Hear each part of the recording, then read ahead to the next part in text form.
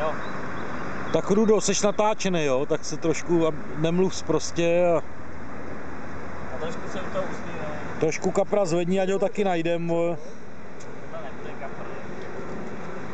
Cejn velký? Asi cejn, ale ten je sem. No, z toho nevidíme, musím na tebe. Ryba není vidět, tak aspoň lovec.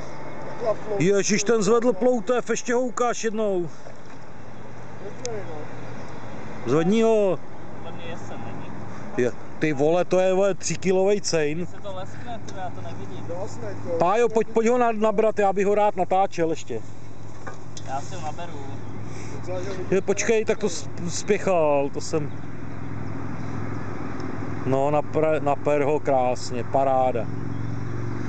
Světlo krásný, tvůj většího cejna jsi nikdy nechyt, jako to...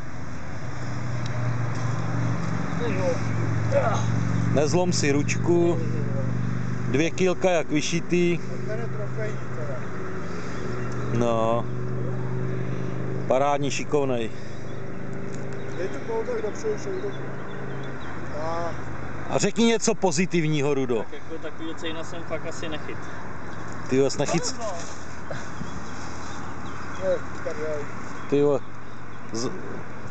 za tohle tě Pepa Čadek sežere. Já to nezestříhám, jinak bych to zkazil. Moc hezký. Budem vážit? Ne, nebudem vážit. Budem. Za to, jak mi upadl, tak ho hned pustím. To je krásný světlo, pěkný. Se zpamatuje. Trošku do něj dloubní. To je cejn jako hovado. Nádherný. To teď mi utek, už jsem ho nezabral.